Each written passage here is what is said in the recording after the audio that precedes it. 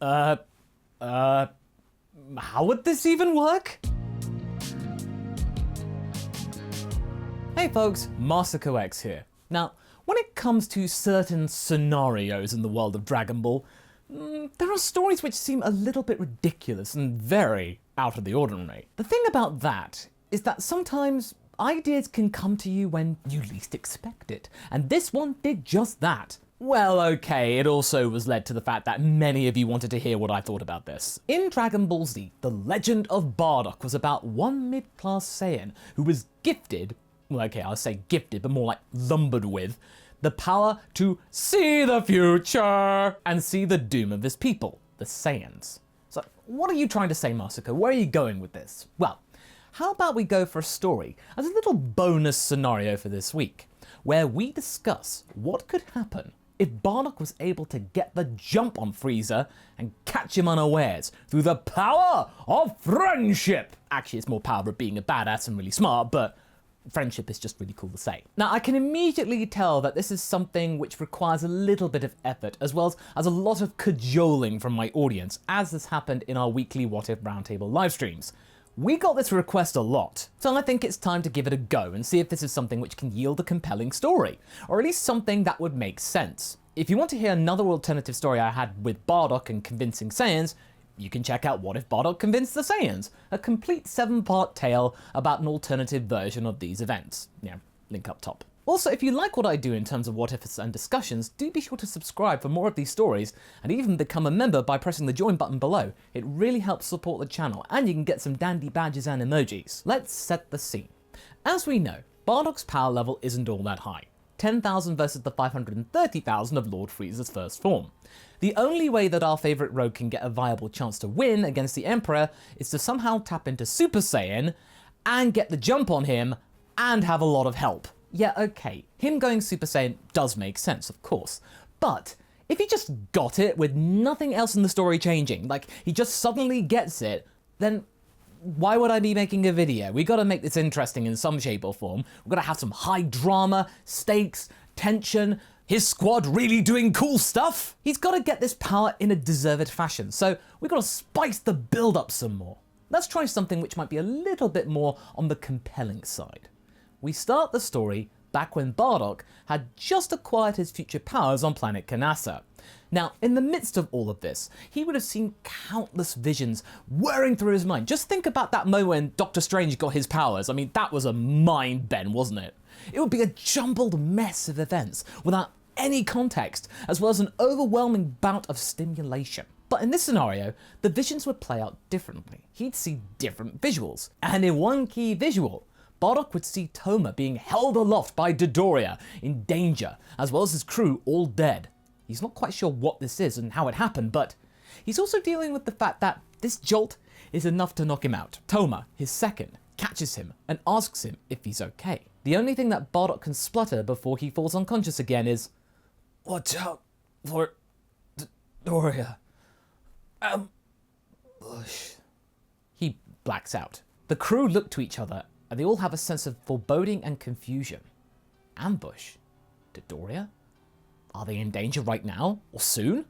All of these questions were whirling through their heads, and it certainly gave them cause for concern. They load Bardock in his pod and they all head back to Planet Vegeta, all the while discussing amongst themselves via the pod's communication systems, not their scouters because, you know, eavesdropping, that single sentence Bardock had uttered. They were steadfast and loyal to their leader, and whatever he had to say, they would take seriously without any question. Besides, things have been very weird lately, so it's sort of, matched. What with some of the Frieza Force security heading off-world, not coming back. The oversight reducing to levels which hadn't been seen on Planet Vegeta for years. In short, the presence of Frieza's forces was diminishing for no adequate reason. They couldn't explain it. Something was up though, and does this mean that Dadoria was something to do with this? Well, whatever the case, the best thing to do right now is to get their leader home, rest him up, and get the word out to their friends and allies. As their leader was recovering in the medical bay, his team were busy planting the seeds of defiance, stating that Dadoria is planning something to cause trouble amongst the ranks sometime soon. Nobody was safe. With Toma and Panbukin leading the charge as well as Seripa adding to the credence, the Saiyans were now more inclined in this story to believe what Bardock had prophesied. Even though they didn't know at this time it was a premonition or a prophecy, they just thought that Bardock had information. Most of the monkey warriors also despised Dodoria, so they were even more likely to believe this. He was a low-life, sneaky individual who never played by the rules of combat and would always undermine the notion of pride in work and just do whatever it takes to get the job done, get the glory. All of this regardless of friendly fire and loss of potential assets. It was a miracle that Freeza had kept him around because of that. You know, Freeza and money. Whatever the situation, they were far more receptive to listen to anyone trash-talking him, and the idea of him planning a trap, it did make sense. As Bardock continued to recover, a small collective of Saiyans had formed that were keen to tread carefully with what they said and what they did in case the Frieza Force got wind that a coup was in the works. Fortunately for them though, they had the benefits of what I said earlier, of Frieza's internal orders to fall back from Vegeta in readiness for his final edict for the planet. Because of that, it made the task of spreading information easier because there were fewer people watching them. And if any low-life mook did rumble them or heard about it, they could take them out, beat them into submission. They were weaklings, and they wouldn't talk after a beating from a Saiyan. Without him even knowing, Bardock had started something big. His squad were tasked to go to one planet meet, but they were immediately wary of this instruction. Toma had a gut feeling, thanks to his boss's words, that any day now, there might be a trap in waiting. He had informed his posse to keep contact to a minimum, try and keep communications down. Was this meat thing the ambush that Bardock had anticipated? Wherever it was, they didn't like it. They decided to slow down the speed of their Saiyan pods to drag out the time to planet meet. But this did get the attention of local Frieza Force navigation officers and dispatchers. Squadron, your pods aren't at full velocity. Please explain. Toma is left speechless. He's trying to figure out a suitable response, but he's failing. The pressure of all of this is getting to him, and he's feeling like an utter disappointment. He was failing Bardock, but if only he was here, he'd know what to say in this situation. Luck would favour Toma when Panbukin assuredly and haphazardly replied, stating that they'd been given duff pods, that they were on the way out, they were useless. I keep telling the dispatchers that our ships need replacing. It's almost like they know that we won't need them soon. Am I right? There was a very awkward pause. Toteppo and Seripa hissed under their breath that, oh man, their compatriot might have dropped too big of a hint. Are they going to send other people to take them out right now? There was more silence. Then the officer replied, Very well. Maintain present trajectory and report when near planet's vicinity. Out. Toma sighed and Panbukin laughed. Ha! Not just a pretty face. There's brains behind this beef. As a result of this slowing down in speed, Bardock would exit the pod to find out that the crew he had gone off on their own to planet meet. This sent chills through his entire body. That vision he had of Dadoria carrying the dying body of Toma and the rest of his party. It was a good thing that Guinea wasn't part of that vision and got out while she could earlier. But for now, Bardock had to get to his friends, get to planet meet, head there, hope that his friends were still alive, or better yet, not there yet, and that this was maybe all an illusion from those darn Canassins. It might have been just a fool's errand. He blasted his pod off and almost tore the engines apart to get to the planetoid. Meanwhile, his crew were just preparing to arrive when all of a sudden they got a ping on their radars that another pod was approaching at an incredible rate. Bardock! They all exclaimed to themselves, and indeed, it was Bardock. He had arrived, and from what he could gather, his crew, as a four unison, hadn't got there yet. I knew I could count on them. They listened, he said to himself. When they landed on the planet, they huddled together and acted like they were, from a distance, planning some kind of debrief or briefing or something. But their real mission was just beginning. With their scouters still in their pods, Bardock took them away from the pods for a bit, told that his words were heeded and that many Saiyans on the planet were starting to take notice. He was surprised at this. Lately, his fellow warriors had gotten rather decadent and complacent with the luxuries that they had gotten as of late. Well, Bardock, it does help that your crew told these cretins in a manner which didn't reek of crazy. Suddenly, Bardock got another vision. This time, it was a Freeza, hurling something towards a planet. Hundreds of people in the skies trying to fight. It would then blow up, perish, and then nothing. Freeza, he's planning something. Something bad. Before they could hear any more of this, their scouters in the pods started to beep and whir into life. Some big powers were coming this way. In the distance, Dodoria's underlings were flying towards the Bardock Brigade. It was true. They had been set up. The world around them had already been wasted. They realized there was nothing left to do, nothing left for them to take out. They were just sitting ducks. Well, not today. They tore through these minions with relative ease with Bardock by their side, as Dadoria sat back and waited for them to report back, thinking this would be easy. These Saiyans would be tenderized enough for him perhaps to come in and finish the job, take all the glory, like he does because he's a sneak. But that never happened. Having offed these servants to Dodoria quickly, Bardock told everybody to get back in their pods and rip it back to Planet Vegeta as fast as they could. Whatever he had seen, it probably had something to do with their home. And it helped that since they were right next to their pods, they got back in quickly, within seconds, and proceeded to get out of there at maximum speed. No more dawdling for this lot. Dadoria then suddenly looked to the sky. He could see the trails of pods disappearing, and his fist clenched with rage. Oh, do I have to do everything myself? Those morons, let them get away! He rushed to his vehicle and blasted off after them. The chase across space was met with pitfall after pitfall, but Dodoria had hopes that, apparently, due to the dispatches saying that their pods that he was chasing were on their way out, slowing down, he'd be able to catch up and perhaps blast them. Little did he know that one of the squad had waited for him. Bardock told his crew to go ahead, act as a decoy, and he had decided to be the ambusher this time around, getting the spin. The pod, motionless in space, he had opened the hatch away from the trajectory of where they were, much like what Vegeta did when he blew up earlier in the anime, and aimed true, hidden amongst some asteroids. Dodoria was getting closer and closer to these pods. These 4 pods. Wait, are they meant to be far? Alerts inside his pod went off as a blast careened its way towards his position, and before Dodoria could respond, bang! The pod exploded, and Dodoria was destroyed by the explosion, as well as the vacuum of space. Bardock saw this happen from his point of view and smiled. Gotcha, you low-life scum. How dare you mess with my squad? But this didn't go unnoticed. Frieza's ship had gotten the word that Dodoria's pod had been wiped out, and Zarbon had to be the one to bear the bad news. Lord Freeza, it seems that Dodoria's met with a rather unsavory end. His plan to end one of the top Saiyan squads backfired. Badly. How badly? Frieza said calmly. Very bad. In that he's dead. Dead, eh? He said without much care before he smirked. Well then, all the more reason to pursue the mission. Set a course for Planet Vegeta, Zarbon, would you? There's a good fellow. Zarbon bowed with solemnity, but inside, he wasn't all that fussed. Dodoria was frightfully boorish. Now he could pick a more suitable replacement. Back on the planet, Bardock and his crew had landed and rushed to the nearest canteen and mess hall where the Saiyans were gathered.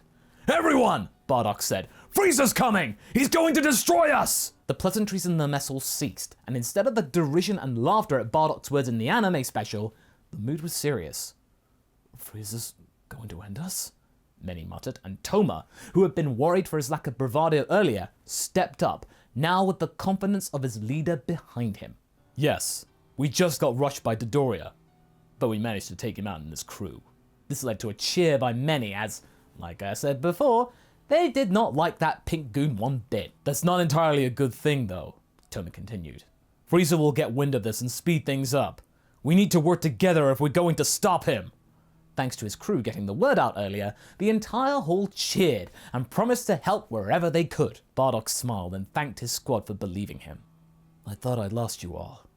Thank you for having faith in me. Seripa scoffed. Save the dramatics for later. We got a planet to defend. As the General Saiyans were going about their plans, King Vegeta was informed of the hubbub going on, that Frieza might have been planning something nefarious. Wanting to hear this from the source, he then set out in a pod to Frieza's ship to try and figure out what was the root of all of this. But when he got there, he was met with an icy reception. But at first, Frieza was cordial and assured him that whatever he had heard in terms of news was fake. I can't understand it, Vegeta.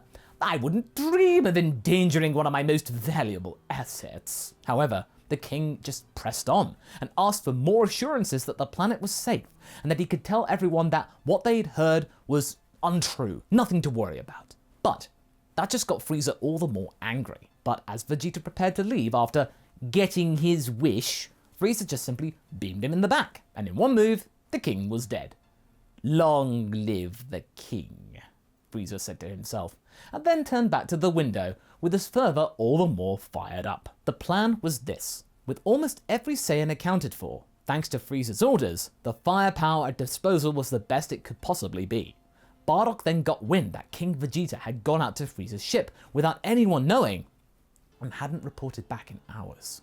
He was either being kept there against his will, or, without any time to lose, he instructed that all of the children and babies to be chucked into every remaining pod possible, and sent away in case the planet fell.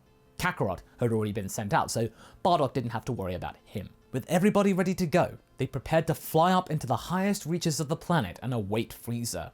The ship arrived, and out from it flew countless Frieza soldiers, who were now fighting countless Saiyans in the very thin air, instead of just one. Bardock was watching this all go down, whilst he was charging his attack, the final spirit cannon, but instead of launching it at Frieza, he launched it at the spaceship of Frieza towards the lower decks. It penetrated the hull, and was enough to destabilize the vessel and distract the soldiers. The soldiers were then taken advantage of, and the Saiyans managed to beat them back, taking the advantage, but not for long. Zarbon flew straight at Bardock and began to beat him down, indicating that he was the ringleader. A nice attempt, Saiyan, but not good enough. You may have gotten the jump on us, but the might of Lord Freeza will snuff out any resistance going. Though I must personally thank you for offing that Dadoria. He was a right boorish piece of work, Zarbon said with sincerity, but with an evil grin to boot. In the midst of this tussle, Bardock was caught up in this brawl. His fellow Saiyans were now being beaten back. They had the advantage, but it was fleeting. Many of them were dying thanks to this fracas. He could see many of the Saiyans falling, all because of him.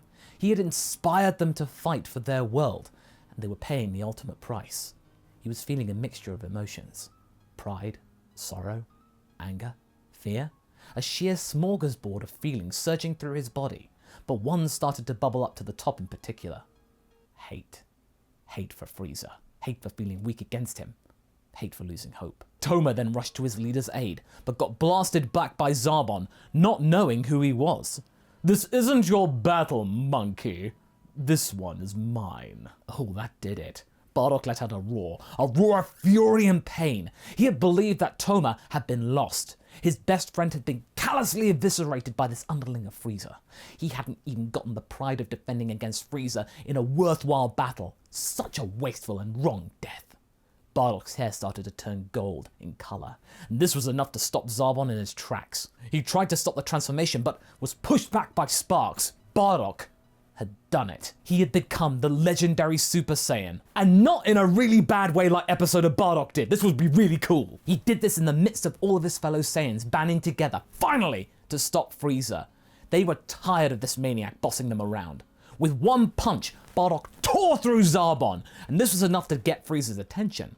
His visage could now be seen at the top of the ship, and without further ado, he began to charge his death ball. Oh, Zarbon, do I have to do everything myself around here? He lamented to himself. Bardock then found Toma on the brink of death, and gathered him up and found the rest of his team. Get him out of here. I'll deal with Frieza myself.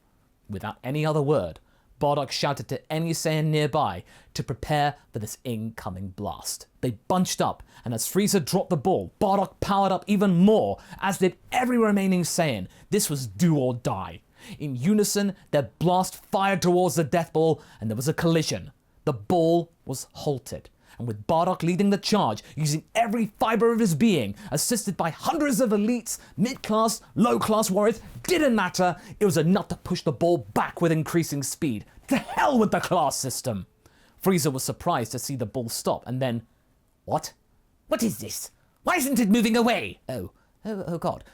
Move the ship! Move the ship, damn you! But the blast from Bardock earlier had caused a massive breach of the engine room, and the motors were out of commission. He was stuck. As he looked up, hoping for the right answer that never came, he was met with an explosion in the face, and then nothing. He didn't have time to transform. Frieza and his ship were no more. The explosion was enough to outshine the nearby sun. Bardock could see the ship was gone. No trace of Frieza.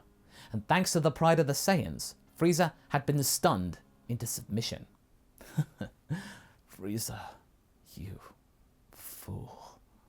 He fainted and fell out of Super Saiyan. Every Saiyan gathered around this now legendary being and took him back to the planet below, followed by the surviving Frieza soldiers. They'd apparently been converted. We just lost our leader and we feel that you might be a better option. Please don't hurt us, we want to live. As Bardock was being tended to, a small radio ping was winding its way back to Frieza Planet 1. Frieza's ship had been destroyed. No trace of the leader. The words of an elderly former ruler cut across the halls of the main tower. My boy, dead? This will not do. In the depths of Frieza Planet 1, news had spread that Frieza had fallen. But to what? That was not common knowledge. Yet. King Cold preferred it that way. He had orchestrated the narrative on his now reacquired empire, having only just given it to his son a mere few years ago. He would choose to reveal the identity of his son's untimely end, and who did it, he would reveal it to everybody on his terms. In a galaxy-wide broadcast, something of a rarity for the authoritarian monarch that was King Cold, he addressed his subjects like they were equals. And this was something he had to stomach. He had to steel himself to do something like this, seeing as he loved to look down on everybody else, him being a superior being and all. My subjects, today it is with a heavy heart that I must inform you that my dear son, your Lord Freeza, has been slain. In his mind, he could sense the galaxy sparking with astonishment, surprise, and uncertainty. It gave him an internal rush to feel that his words carried that much weight across the depths of space, so far across the stars. He loved this feeling, and had oh so missed it, but still, he had a speech to carry out, and so he resumed. Little did he know that Saiyans were watching this broadcast as well. Or maybe he did know. My son was a very effective ruler, a remarkable talent, and something I couldn't be any more proud of. He was destined for glory and ready to take this empire into a wonderful new age of prosperity and innovation. But all of that was taken from us by Saiyans. No good, rotten monkeys. Another pause. Again, he could feel the stars simmering with intrigue and mutterings about these Saiyans. Now, Saiyans weren't all that popular already, given that they were the most common underlings of the Empire, and they had a reputation before their association with Frieza and King Cold. They were barbaric, more so than the average Frieza soldier. Saiyans have indeed played a part in my organization for many years now, and up until today, they had been most useful in their own special way. But no more. Effective immediately, all Saiyan tenders and connections are to be terminated. If any world or civilization is caught fraternizing with Planet Vegeta and its inhabitants in any way, shape, or form, they shall suffer a most gruesome end. And if there are any rogue Saiyans out there that refuse to heed my son's order prior to his demise, well, I would suggest you run. All Saiyans are fair game. Message ends. The communication stops, and King Cold tends to a nearby memorial for his son. Now, you may think that he actually cared for his son, but this was all an act. As he stood by the simple tribute to Frieza, he was seething internally. You utter fool. How could you let such simple creatures get the better of you? You have failed me, and you have paid the ultimate price for it. I will fix this mess that you made, but know this, wherever you are, you have disappointed me. He turns away without another look back and heads to his throne room to prepare for the next stage of his plan. Bring me the prince. I wish to have a word with him. The televisual screens of Planet Vegeta had been hijacked with this message, almost as if King Cold was talking directly to them and them alone, the entire galaxy an afterthought. In one fell swoop, they had been isolated amongst the entire empire. Their brethren, which had ignored Frieza's orders, effectively like lambs to the slaughter. What really got to the Saiyan elites was that included probably Saiyan infants as well. All those pods which had been sent out at the last minute into the realms of space. Easy pickings. Their legacy, left in doubt. Those poor babes. Bardock was also thinking about his boys. Raditz, Kakarot. Did they stand a chance out there? With targets on their backs through no fault of their own? He had no idea about that, but all he did know was that just because they'd defeated Frieza, it didn't mean that the Empire would collapse just because of it. A pain rushed through his chest. He was being carted to the medical center, having fallen to the ground after that very frightful and almighty blast that he had conjured up. Everybody was looking at him differently now. They weren't looking upon an upstart mid-class Saiyan. They were staring at the legendary Super Saiyan. They carefully lifted him up into the medical pod. Before he entered it fully though, he caught eyes with one of the people who were helping him inside the capsule. Toma. He spotted that his friend, although heavily beaten up, had survived the battle. I'm here, friend. Thank you. Now rest. We've got a lot ahead of us. And so, they left him to heal up. For the time being, Toma and Bardock's elite squadron became the central focus of the surviving Saiyans, the ones with the most information. All four of them were heralded for their efforts during the battle, and prior to that venture, even the more elite Saiyans were willing to bend their beliefs a little bit and accept weaker Saiyans being in charge. For now, Toma, having been full of doubt up until recently, felt very different. He felt like he was unstoppable, having cheated death and seen his best friend become a legend. They needed to get Bardock back to health and ready to help in case more things came about. But the worst thing about all of this is that nothing happened. For weeks, Planet Vegeta remained utterly silent. No Cold Force vessels traversed the skies of Planet Vegeta. It was as if the entire planet and them had been cut off. Now normally, okay, you would think that this might have actually been a blessing, the best thing that could have happened. But all this did was make the remaining monkeys even more afraid than they were. It was unlike Cold to let things hang in the air like this. It was very out of character. Not even Frieza would do this. It would have been better in their minds if Cold had just come there right now and just blew up the planet, just saved them from all this tension. But no, they were left in limbo. And that is the worst thing that can happen to a Saiyan, not knowing their fate. One silver lining though from all of this is that it did allow Bardock to heal up properly and step out of the pod feeling stronger than ever before in his life. When he exited the chamber, one of the attendants read Bardock's power level on a remaining scouter and had found out that it had exceeded 30,000. It had grown 3 times from one battle. However, just as soon as the power had been mentioned from his lips, Bardock rushed the minion and destroyed the scouter. Are you mad? Scouters have microphones, you idiot! We could be spied on, more than ever! The minion, amazed by the speed of Bardock, then replayed what he had said and nodded, apologizing for the mistake. Nevertheless though, Bardock did like the sound of having a power level of 30,000. He was now stronger than Dodoria and Zarbon ever were. Well, I mean, okay, Bardock didn't really know about the monster form of Zarbon, but, you know, I mean, Bardock wasn't even trying right now. With the scouters firmly locked away for the time being, the Saiyans were stunned with the gains that Bardock had made in such a short space of time. And sure, their innate Saiyan or Zenkai power or what have you was potent, but never before had any of them had gotten so powerful right there and then in one go. They were amazed. When asked, Bardock described this new golden power as something incredible. I felt it coursing through me. When I thought my friend had been lost, rage consumed me, and in that moment, it all became clear, and something awoke within me. Is this all that it takes to become a legend? Somehow, this just feels too easy. There were then mutterings amongst the crowd, not necessarily good mutterings. Was Bardock suggesting that this is the thing that others could learn too?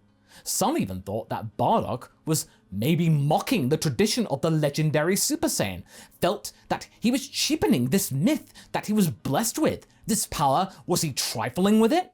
Bardock had had enough. I don't care about a legend when its very existence is on the line. As far as I'm concerned, it is our only lifeline, which has saved us from Frieza. However, before he could say any more, the alert sirens went off. There were many ships now heading their way, all kinds of vessels, but none of them, and I repeat, none of them, were official Frieza Force craft. Vultures, thinking they can pick us off for their dear leader? Alright, let's be like those vultures and tear them apart. When the fleets of multiple ships from multiple civilizations, thinking of perhaps trying to gain quick favor with King Cold, having taken out Saiyans, landed, they were met with hundreds of battle-hungry Saiyans, led by Bardock. He hadn't quite mastered the Super Saiyan transformation yet, but right now, he felt that he was strong enough to actually not need it at the moment. He could tell, just from looking at this ragtag bunch of troops, that they were chancers. They stood no chance of getting off this world in one piece. Ideally in many small pieces, or better yet, none at all. The battle for Vegeta began and was ended within minutes. Only a few Saiyans were killed, and that was mainly down to cheap shots and kamikaze tactics. Bardock let one ship flee the scene to send a message to all chancers out there thinking of making a quick buck that if they dare come and mess with Saiyans, they would be in for a rude awakening. Feeling confident with their victory, the group felt like they could let their hair down and relax for the first time since the battle with Frieza. But Bardock just simply couldn't do that. That night, Guinea and Bardock spent time together. The first time the legend got any alone time, and the first time Guinea had the courage to go anywhere near him since he became a Super Saiyan. She could not believe that the father of her two boys was the legendary Super Saiyan. She told him this, but that didn't go down too well. It's just a name in the end. I don't feel special. I thought I was when I first got it, but now? He trailed off his thought. But Guinea really didn't care. She simply cuddled up to him and rested her head on his arm. You're a legend to me, Bardock. You always have been. That made Bardock stop for a moment. Normally, he didn't care for her sentimental trash, but in the here and now, after all that had happened, it was appreciated. That night they shared a bed, and they both felt better for it. The next morning, feeling a little more composed, Bardock decided the time was right to start training himself to power up into the Super Saiyan form more reliably. He took himself off into the wastelands with his squad to try and figure out a very efficient way to do so, unearth the mysteries of Super Saiyan, armed only with one scouter between them in case of emergencies or sudden invasions. Anything else? Radio silence all the time. For days, the five of them toiled in the hot sun and unforgiving harshness of the land around them. Exhausted and utterly spent, Bardock had managed to understand how the power-up worked and could now more regularly activate it, but his crew couldn't. No matter how hard they tried, it was impossible for them. They either weren't strong enough to have it, were they not special enough, nor did they really have enough of a catalyst in which to force it. Bardock felt now immense pressure. He was the only one who could stop King Cold right now from totally annihilating the planet, and what hurt more was that his friends couldn't share in the glory. Toma, though, wasn't all that upset about it. It's okay, Bardock. We shall train as much as we can and help you no matter what. Super Saiyan or not, we'll be strong for you. The other three echoed his words. Bardock then heard a crackle on the radio of the scouter, and one word could be heard on the other end. Vegeta! What? Vegeta? Vegeta had been killed, right? What did they mean? Without another word, the squadron rushed back to base. When they got back, the news began to sink in.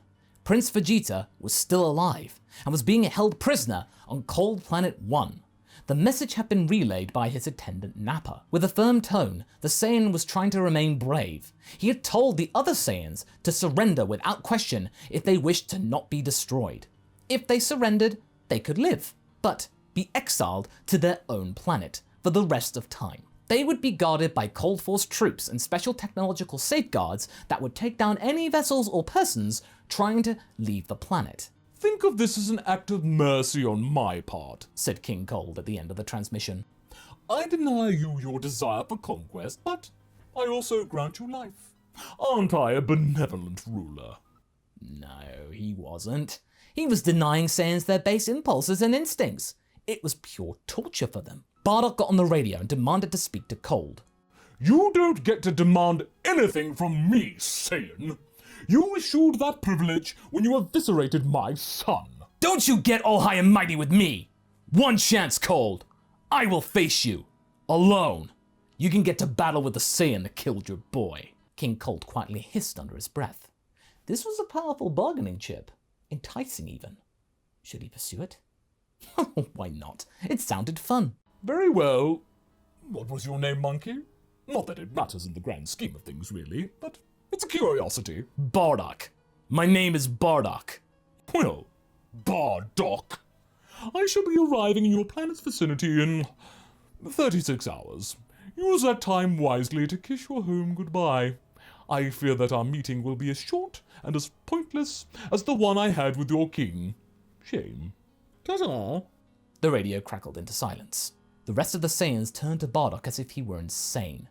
Do you seriously think that your power is enough to stop Cold? Cold? I heard he was even stronger than Frieza was. Bardock, you're inviting him here like it were a picnic. But Bardock ignored those clucks of despair and instead decided to use this time preciously. He called the squadron and requested them to train like they had never trained before. They had only just recovered from the last time too. He also recommended that other Saiyans train as well, get as strong as they can for the potential ambush from Cold forces as he talked with the king. When the king put down the receiver, he turned to the captured prince. I have to hand it to you, Prince. Your low-class riffraff are certainly very sure of themselves. But how does it feel to not be the legend that your father thought you would be? Turns out you're nothing but a mewling whelp whose life is in my hands. What do you say? Do you wish to come and see the sun set on your world for the final time, boy? Prince Vegeta was terrified. Bardock was left pondering on his lonesome. As his crew were resting after a grueling training session in their medical pods, he was trying to figure out what to do. Was he strong enough to defeat the father of Frieza?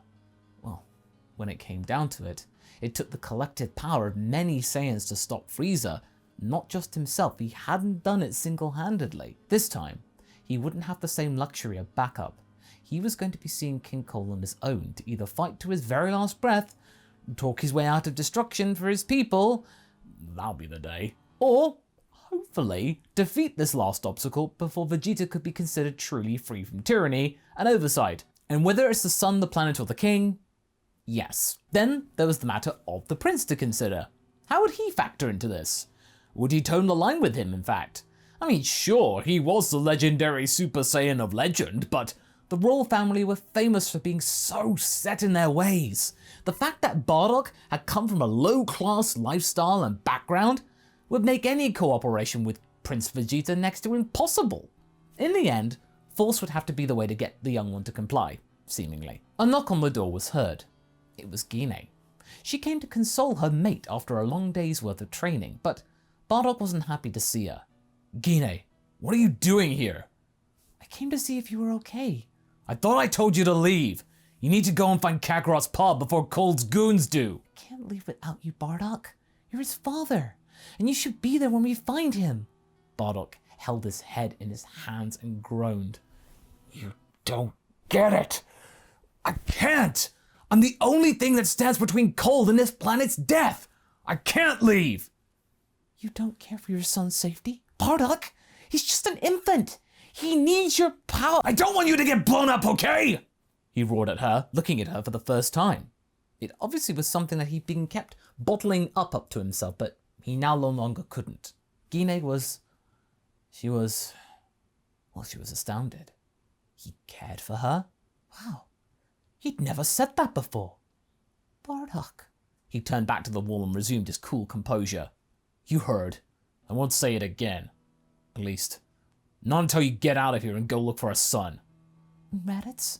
If we get out of this in one piece, I'll summon him back to Vegeta. I understand it's not easy for you to admit such things. I appreciate it. Then, if this is the last time we see each other, may I rest with you before I go?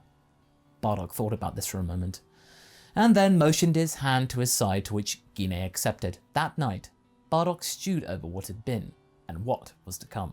But one thing was definitely for sure. He had to make for certain that his family were well away from here and totally out of Cold's reach should things go south. With Gine then sent packing on the lookout for their youngest, Bardock consulted with his crew to hear the latest about their gains after healing in the medical pods. The doctors attending the chambers were actually looking kinda grim, even though no one was no longer hurt. We cannot sustain these pods for much longer, sir. Without additional supplies and materials, we'll be unable to operate them in a little under 72 hours. We need to be sparing with these machines from now on if we want to use them well. Think about it this way. If things go wrong with Cole, 72 hours will sound like a luxury. I don't care what you have to do, just make them work!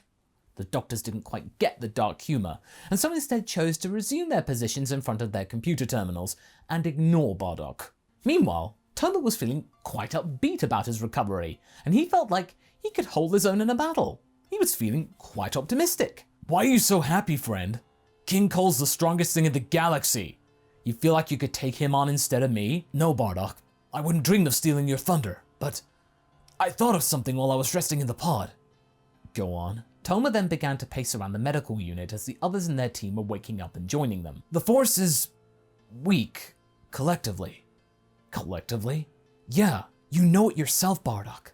Frieza ensured that, and I feel that will ultimately be Cole's undoing. He wouldn't have realized what his son's been up to on the day-to-day. Most of his soldiers now are no more than 2,000 in battle power. Maybe 5,000, but that's rare. Dodoria and Zarbon were the far outliers, and, well, they're dead.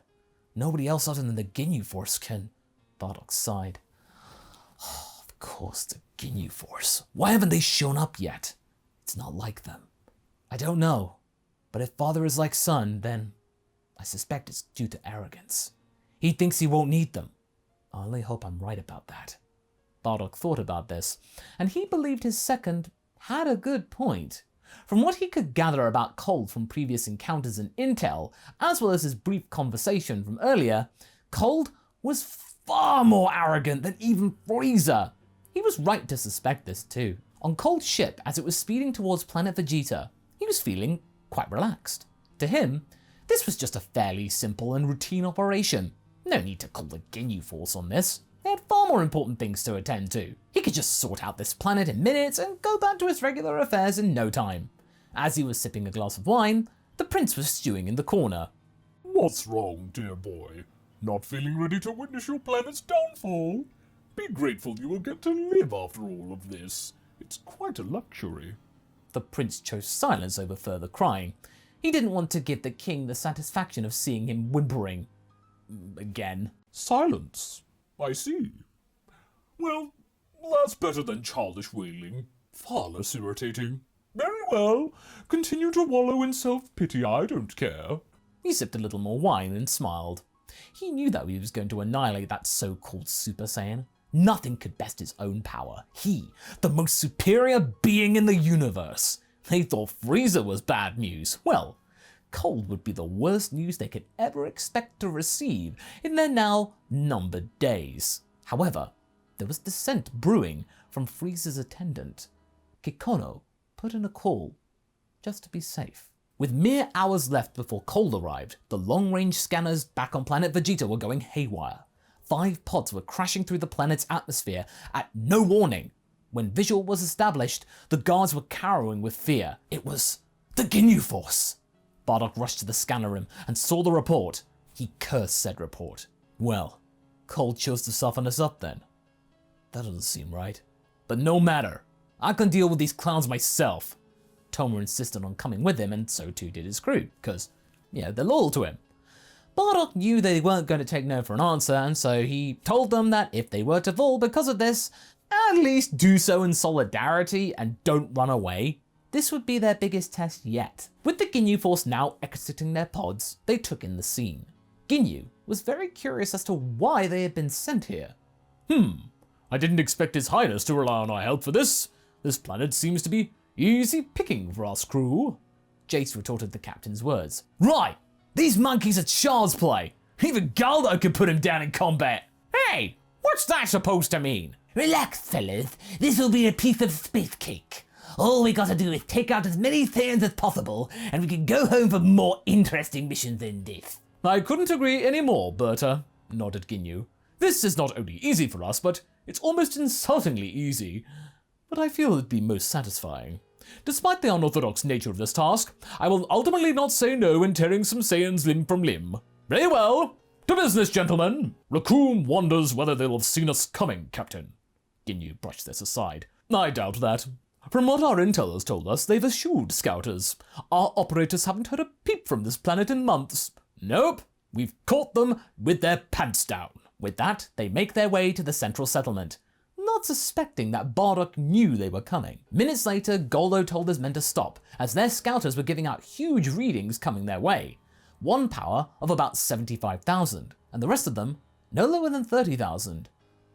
That's not good. In no time at all, Bardock laid eyes on Captain Ginyu and he smiled. Didn't expect to see you here, Ginyu. Nor did I expect to being here, Saiyan. My name is Bardock. Oh, so you're Bardock. Interesting.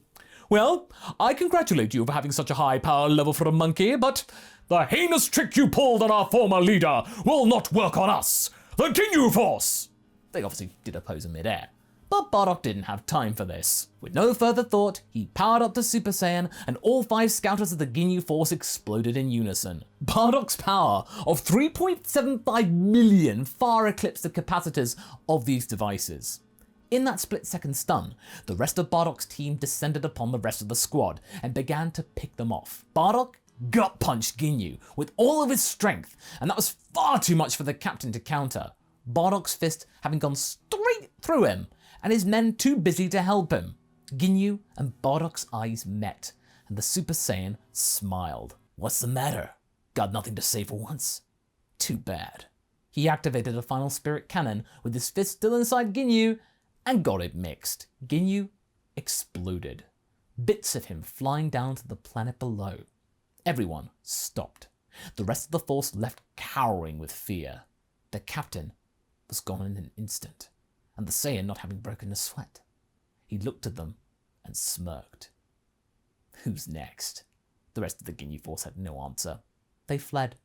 The Saiyans sighed and rebellion speared each of them, one by one, leaving nothing of them left. He powered down once they were all taken care of. He cursed at having to use this power right now, using up precious energy for the battle ahead, but this distraction had to be stopped quickly. Soon enough, after having rested as much as possible, Cold's ship had arrived. Bardock was summoned up to the orbiting craft, and sure enough, he went alone. Before he left though, he told the squad to sit tight and be ready for any sudden invasion from soldiers. Thanks to their powers being now roughly equivalent to Dodoria at least, they should be able to resist any bands of men that Cold could throw at them. With that in mind, the two forces met. Cold at first was very cordial. Oh, hello, Bardock. Glad you could make it. Now, to business. Is that it? Hissed Bardock. Not going to explain that stunt you pulled with the Ginyu Force? Cold's eyes contorted into a confused expression. The Ginyu Force? I didn't order them to come here. I didn't think they were necessary. You have my word, Saiyan. I would not lie about such things. Really? Well, we dealt with them anyway.